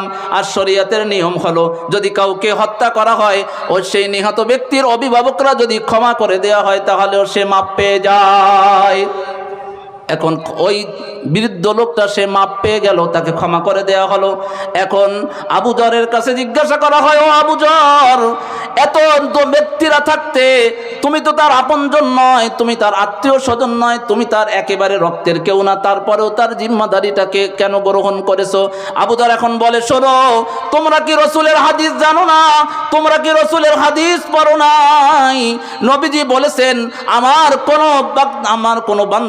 কোনো উম্মতের কেউ যদি কোনো মুসিবত দূর করে, আল্লাহ তাআলা তার মুসিবত দূর করে দেন। কেউ যদি কাউকে সাহায্য করে, আল্লাহ তাকে সাহায্য করে। সুতরাং ওই ব্যক্তি যদি হাসরের ময়দানে দাঁড়াই বলতো, আমার নবীজির সামনে বলতো, রাসূলুল্লাহ, ওগো আল্লাহর নবী, আমি বিপদে পড়ে আমার একজন জিম্মাদার খুঁজছিলাম, কিন্তু কেউ আমার জিম্মাদারি গ্রহণ করে নাই, তখন আমি আবু যর রাসূলের সামনে কি করে মুখ দেখাবো? ও খলিফাতুল মুসলিমিন, ও মদিনার মুসলমানরা শুনে রাখো, এজন্য আমি আবু যর আল্লাহর রাসূলের সামনে মুখ দেখাইতে পারবো না, এজন্য ওই অপরিচিত ব্যক্তির জিম্মাদারিও আমি গ্রহণ করলাম। এখন ওই ব্যক্তিকে জিজ্ঞাসা করা হলো, ও ভাই, তুমিও তো জানো তোমাকে হত্যা করা হবে, তাহলে তুমি কেন ফেরত আসলা? ওই ব্যক্তি বলতেছে, দেখেন, আমার একজন ভাই আমার জিম্মাদারি গ্রহণ করেছে, আর ওই ভাইকে যদি জিম্মাদারি গ্রহণ করার কারণে তার যদি মৃত্যুদণ্ড হতো, হাসরের ময়দানে সে যদি নবীজির সামনে দাঁড়িয়ে বলতো, তাহলে আমি নবীজির একজন আশিক, আমার কাছে কোনো জবাব ছিল না। তখন দুনিয়ার সমস্ত মানুষ দেখতো, একজন মানুষকে উপকার করতে গিয়ে, একজন মানুষকে সহযোগিতা করতে গিয়ে আর একজন মুসলমান সে বিপদগ্রস্ত হয়েছে। আবু যরও মুক্তি পেয়ে গেল, ওই বৃদ্ধ লোকটা সেও মুক্তি পেয়ে গেল। তাহলে একজন মুমিন ভাইকে এই যে সূরা হুজুরাতের 10 নম্বর যে আয়াত, ইন্নামাল মুমিনুনা ইখওয়া, তোমরা একে অপরে ভাই ভাই, ফাসলিহু বাইনা আখাওয়াইকুম, সুতরাং তোমরা ভাই ভাইয়ের মধ্যে সংশোধন করে দাও, একে অপরের কল্যাণকামী হও। ভাই হিসাবে একজন আর একজনের সাথে শত্রুতা করা যাবে না, যাবে নাকি বলেন? এই যে মাহফিলটা এত সুন্দরভাবে হয়েছে, এটা সকলে ভাই ভাই মিলে মিলে হয়েছে কি হয় নাই বলেন না? কথা বলেন না কেন? এই যে মাহফিল যেটা হয়েছে, এই মাহফিল দেখে মনে হয় আপনারা বেশি খুশি হইতে পারেন নাই। খুশি হয়েছেন সকলে? কে কে খুশি হয়েছেন একটু হাত তুলে দেখুন তো। সকলে খুশি হয়েছেন তো? কথা বলেন না। আমি আরেকটি আয়াত, কোরআনের একটি আয়াত, আল্লাহ তাআলা সূরা নাবার মধ্যে ওয়াল জিবাল আওতাদা একটি আয়াত, এই যে পৃথিবী দেখতেছেন, এই পৃথিবী, এই আমাদের জমিনের নিচে কি আছে বলেন তো? জমিনের নিচে কি আছে জানেন আপনারা? জমিনের নিচে পানি। জমিনের নিচে কি আছে? পানির উপরে কোনো জিনিস থাকলে সেটাকে স্থির থাকে নাকি এভাবে নাড়াচাড়া করে? কথা বলেন না? নাড়াচাড়া করে না? যশোরের দিকের মানুষ তো একটু পানি আপনাদের দিকে কম, আমাদের অঞ্চলে একটু খাল বিল নদী নালা এগুলো বেশি, আপনাদের দিকে তো কম, এজন্য এগুলো একটু কম বুঝেন। পানির উপরে কোনো জিনিস থাকলে সেটা স্থির থাকে না, টলমাটল হয়ে যায়, নড়াচড়া করে। করে কি করে না বলেন? যদি বিশ্বাস না হয় বাসায় গিয়ে একটা পাত্রে পানি রাখবেন, ওই পানির উপরে একটা কিছু দেখবেন, দিয়ে রাখবেন, দেখবেন যে ওইটা নড়াচড়া করে কিনা। এত বড় বিশাল পৃথিবী আল্লাহ তাআলা যখন সৃষ্টি করলেন, সৃষ্টি করার পরে এই পৃথিবী যখন এইভাবে দুলতেছে, আল্লাহ তাআলা বলতেছেন ওয়াল জিবালা আওতাদা, আমি এই পাহাড়কে পেরেক স্বরূপ, পেরেক চিনেন না? জিনারি যেটা বলা হয় ছোট বড়টাকে পেরেক, আল্লাহ তাআলা বলেন পাহাড়কে আমি পেরেক স্বরূপ এই জমিনে আমি গেড়ে দিয়েছি। এরপরে জমিনটা স্থির হয়েছে। পাথর, পাথরের পাহাড়। ফেরেশতারা জিজ্ঞাসা করলেন, ও মালিক, এই পাথরের থেকেও কি তাহলে কোনো শক্তিশালী কোনো জিনিস আছে নাকি? আল্লাহ তাআলা বলেন, হ্যাঁ, পাথরের থেকেও শক্তিশালী জিনিস আছে, সেইটা হলো লোহা। সেইটা হলো কি? এরপরে ফেরেশতারা আবারও জিজ্ঞাসা করলেন, লোহার থেকেও কোনো শক্তিশালী জিনিস আছে নাকি? আল্লাহ তাআলা বললেন, হ্যাঁ, এর থেকেও শক্তিশালী জিনিস আছে, তা হলো আগুন।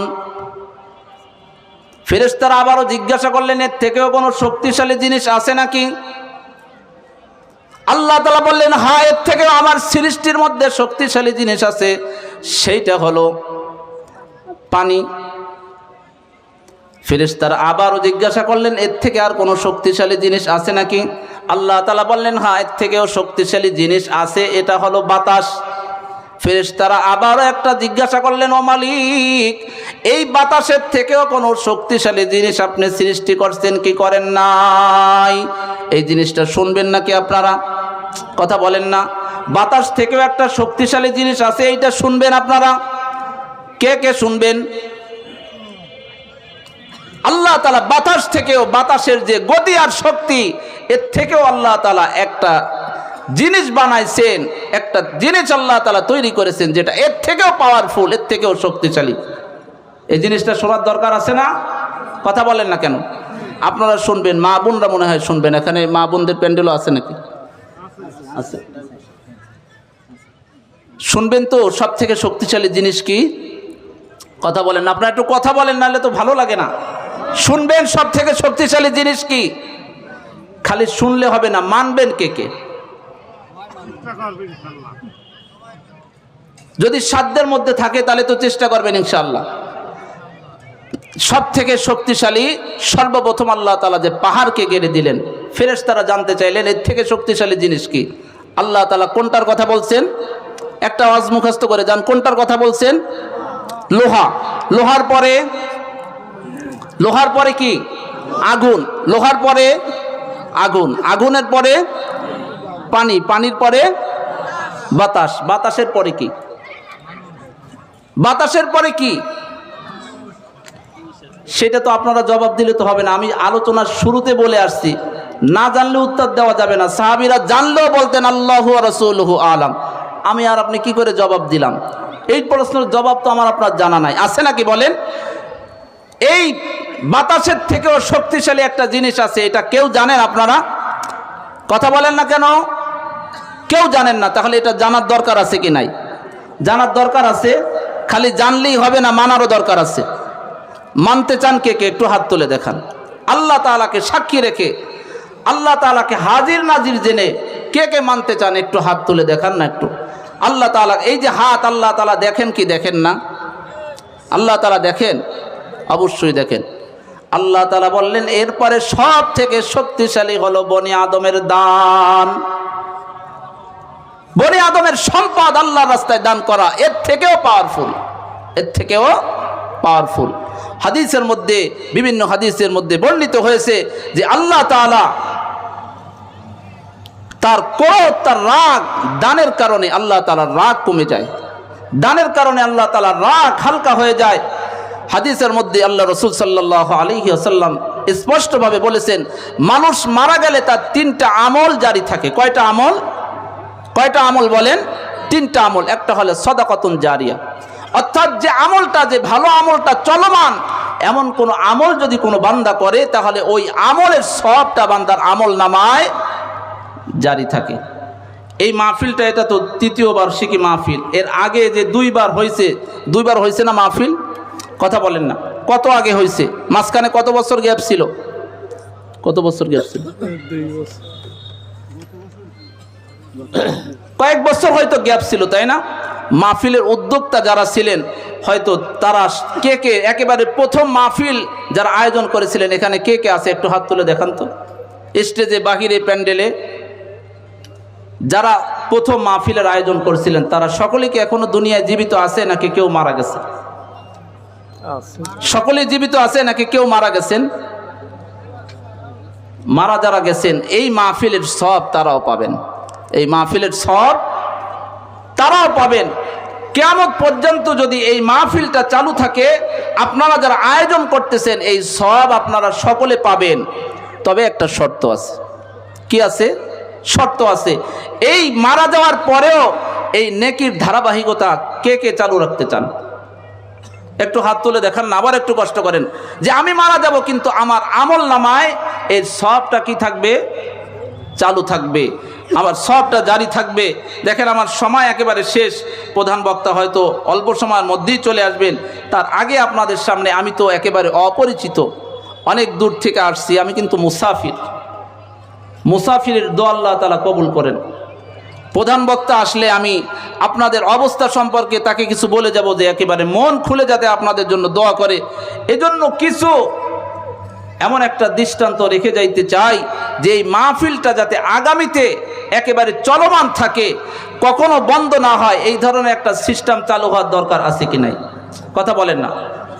মাহফিলটা চালু করতে গেলে কিছু টাকা পয়সা অর্থকরীর দরকার আছে না, নাকি এমনি এমনি হয়ে যায়? এই বাজেট কি সরাসরি আল্লাহ তাআলা আসমান থেকে টাকার বস্তা পাঠায়, নাকি এলাকার মানুষের বা বিভিন্ন কিছু যুবক, এখানে যুবকদের উদ্যোগে এই মাহফিলটা আয়োজন করা হয়েছে। আল্লাহ রসুল সাল্লাল্লাহু আলাইহি ওয়াসাল্লাম আরশের নিচে যে সমস্ত ময়দানে মাহশারে যে সমস্ত মানুষদেরকে আল্লাহ তাআলা ছায়াদান করবেন, নবীজি বলেছেন ও শাবুন নাশা ফি ইবাদাতিল্লাহ, ওই সমস্ত যুবক যারা তাদের যৌবনটাকে আল্লাহ তাআলার ইবাদতে কাটিয়েছেন। এই মাহফিলটা ইবাদত কি ইবাদত না? মাহফিলটা ইবাদত কি ইবাদত না?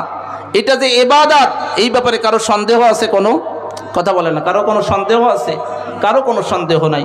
এটা যেহেতু ইবাদত, এর একটা ধারাবাহিকতা চালু থাকার দরকার।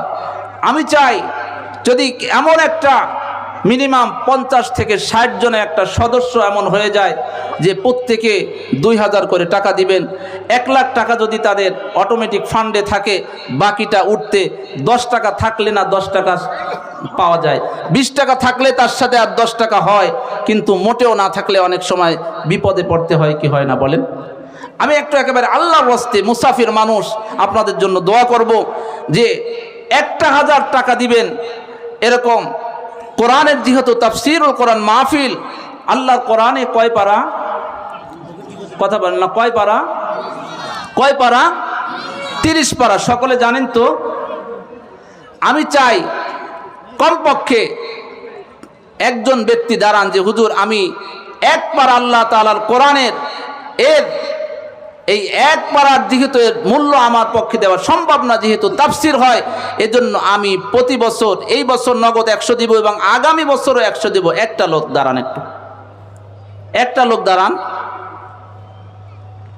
কেউ টাকা দিতে রাজি নয়? দাঁড়ান। ওই যে এই যে একজন 1 পারা একজন, এই ভাইটার নাম লেখেন। নগদ থাকলে নগদ দিয়ে দেন। কই লোক কই? আপনি একটু যান ভিতরে, যান। হ্যাঁ, 1000 টাকা, মাত্র 1000 টাকা। এরপর আর একটা ভাই বলছিলেন আপনি 2 নম্বর পারা। কত আপনি? 1000। ওই তো ভাইয়ের হলো 1 নম্বর পারা। এইখানে 30 পারার 30 জন, আর আমি চাবো মা বোনদের মধ্যেও 30 পারার 30 জন অবশ্যই হয়ে যাবে। ছোট বাচ্চা থাকলে একটু মা বোনদের মধ্যে পাঠাই দেন, নগদ থাকলে নগদ দিবে, তা না হলে তারা বাকিটা নাম লেখাই দেবে। ছোট বাচ্চা থাকলে একটু মা বোনদের প্যান্ডেলে পাঠাই দেন। দুইজন হইলে আবার 3 নম্বর পারা। একটু ভিতরে একজন যান না,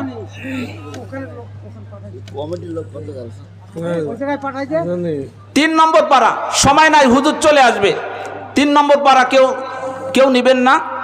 3 নম্বর পারা শুরুতে কিন্তু আল্লাহ তাআলা সে আয়াতুল কুরসি, আল্লাহু লা ইলাহা ইল্লা হুয়াল হাইয়ুল কাইয়্যুম লা তাখুযুহু সিনাতু ওয়ালা নাওম, যার অনেক আলোচনা আছে, লম্বা আলোচনা আছে, তাফসীর আছে, যে আয়াতুল কুরসি পাঠ করলে শয়তানও ধারে কাছে আসতে পারে না।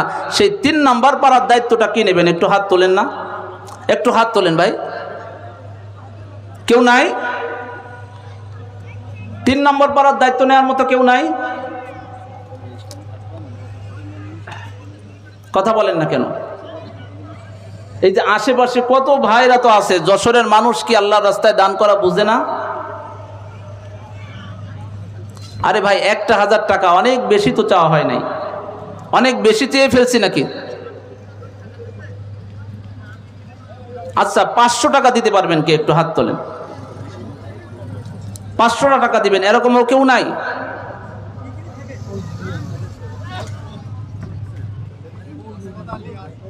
হ্যাঁ, একটু নামটা লিখে নেন। 500 টাকা যারা যারা দিবেন একটু হাত তোলেন না ভাই, একটু দয়া করে হাত তোলেন। প্রধান বক্তা উনি চলে আসছেন, এখনই স্টেজে চলে আসবেন। হুজুর আসার আগে কিছু কাজ আমরা সেরে নেই। দেখেন, একটা মাহফিল করতে গেলে অনেক, আপনাদের যে অবস্থা, এতে তো আসলে মাহফিল তো বন্ধ হওয়ারই কথা। যদি যুবকদেরকে আপনারা এইভাবে নিরুৎসাহিত করেন, এই নগদ কালেকশন, ওইভাবে কালেকশন, ওইটা পরে হবে, তোমরা এই ব্যাগের কালেকশন ওইটা পরে করো। 500 টাকা, 1,000 টাকা, 2টা কালেকশন হোক। 500 টাকা দেওয়ার মতো কিছু ভাইরা একটু দাঁড়ায় যান, কিছু ভাইরা একটু দাঁড়ান। ওই যে একজন ভাই দাঁড়াইছে, নামটা লেখেন। আপনার পাশে তো আরো যুবক ভাইরা আছে, যাই যুবক ভাইরা আরো কিছু ভাই দাঁড়ায় যান না, আল্লাহর জন্য আরো কিছু ভাই যুবক ভাই দাঁড়ায় যান। তো অন্ধকারে দেখা যাচ্ছে না চেহারা। এই পাশে দিল, এই পাশে দিল, এই পাশে কয়েকজন লোক চায়, এই পাশে কিন্তু এখনো কেউ দেয় নাই। দানের থেকে আপনারা মাহরুম হয়ে যাবেন? দানের থেকে মাহরুম হয়ে যাবেন নাকি আপনারা? এত সময় যে দানের ওয়াজ করা হইল, সব থেকে শক্তিশালী যে দান, এই কথাটা মনে হয় আপনাদের বিশ্বাস হয় নাই। বিশ্বাস হয়েছে আপনাদের? তাফসীরের বর্ণনায় আলাম নাজআলিল আরদা মিহাদা, এই আয়াতের তাফসীর দেখে নেবেন, সূরা নাবার মধ্যে এই ঘটনাটা সেখানে নিয়ে আসা হয়েছে। কোরআনের আয়াত যদি বিশ্বাস হয়ে থাকে তাহলে দান করবেন না কেন? আরো কিছু ভাইরা আছেন চেয়ারে বসা, আমার যুবক ভাইরা কিছু কিছু নাম লেখান ভাই। কে ভাই? আমাদের হাসান ভাই নগদ 500 টাকা দিয়েছেন, এবং আগে আরো কয়েকজন ভাই নগদ টাকা দিয়েছেন। আল্লাহ তাআলা সকলের দানকে কবুল করুক। আল্লাহ তাআলা সকলের জান মালের মধ্যে বরকত দান করুক। আল্লাহ তাআলা দানের ওসিলায় তাদের সমস্ত সকলের বালা মুসিবতকে আল্লাহ তাআলা দূর করে দিন। আরো কিছু ভাই হাত উঠান না, কিছু ভাই হাত উঠান। কয়েকজন ভাই একটু ছোট ছোট বাচ্চাদেরকে একটু মা বোনদের প্যান্ডেলও পাঠায় দেন।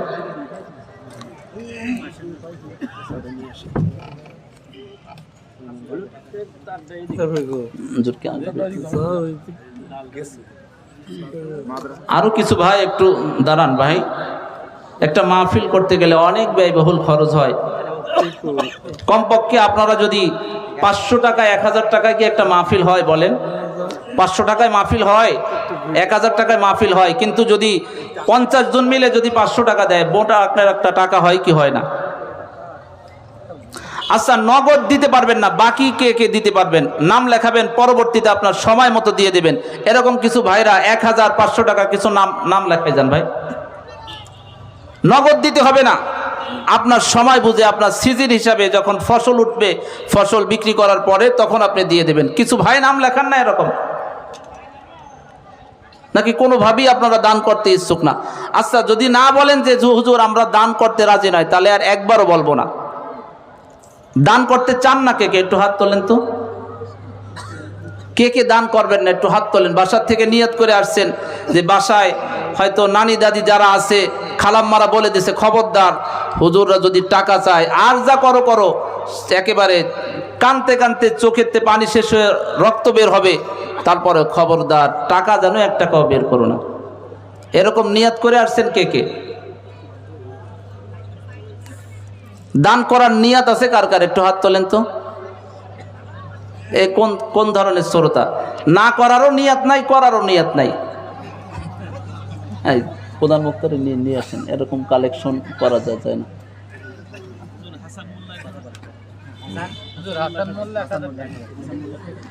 আমাদের হাসান ভাই 1000 টাকা দান করেছে। আল্লাহ তাআলা আমাদের হাসান ভাইয়ের দানকে আল্লাহ তাআলা কবুল করে নিক। সকলে বলেন একটু আমিন তো বলতে পারেন।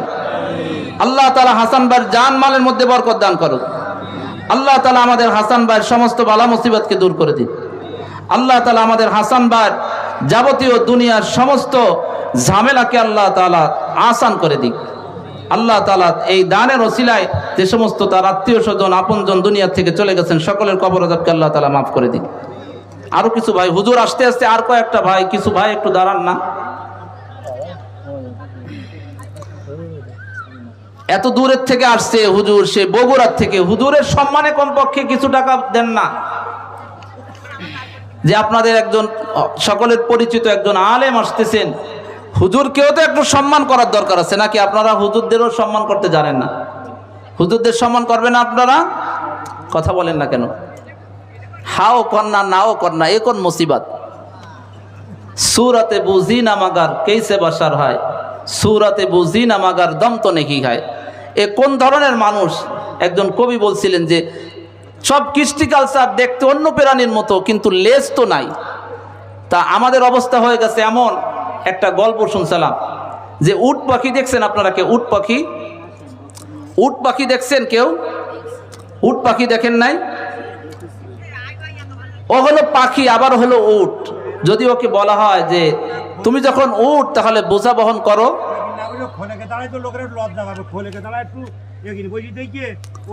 উট পাখিকে যখন বলা হয় তুমি যখন উট তাহলে কিছু বোঝা বহন করো, সে বলে আমি তো পাখি, পাখি তো কখনো বোঝা বহন করে না। আবার যখন তাকে বলা হয় তাহলে তুমি যখন পাখি তাহলে ওড়ো, সে বলে আমি তো উট, উট কি ওড়ে নাকি? উট উঠতে পারে? আপনারা কি সকলে উট পাখি হয়ে গেছেন নাকি? যে হাও না নাও না।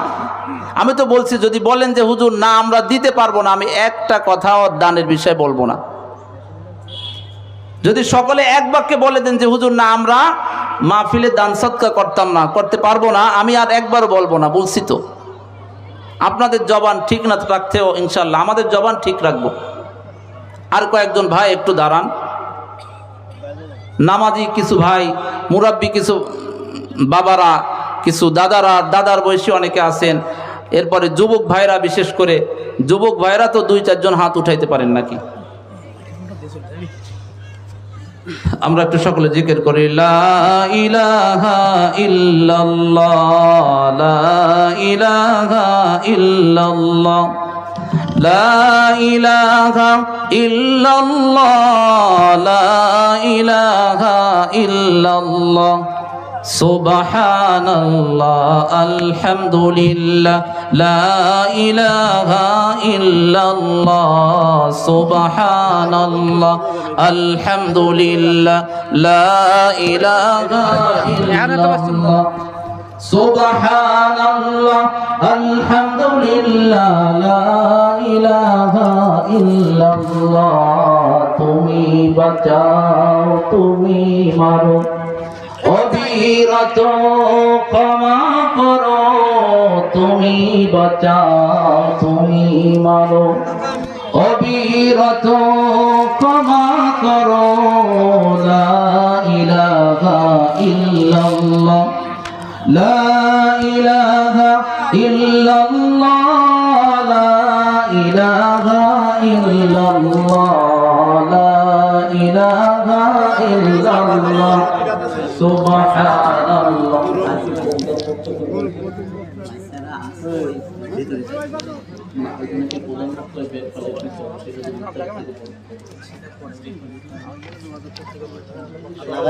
মাইক্রোফোন একটু পেছনে দিক দেবেন, ওই মাইক্রোফোন দুটো আগে দেবেন। আলহামদুলিল্লাহ, লা ইলাহা ইল্লাল্লাহ, সুবহানাল্লাহ আলহামদুলিল্লাহ লা ইলাহা ইল্লাল্লাহ। ভাই মিডিয়ার এই কাজটা একটু পরে করা যাচ্ছে না? বক্তা আলোচনা করতেছে, আপনার তার ভিতরে বামার ঢুকাই দিচ্ছেন না। আপনি এইটা কোন কথা? পর করা যায়, কথা বলতে নিষিদ্ধ করে না কেউ। সুবহানাল্লাহ আলহামদুলিল্লাহ লা ইলাহা ইল্লাল্লাহ সুবহানাল্লাহ।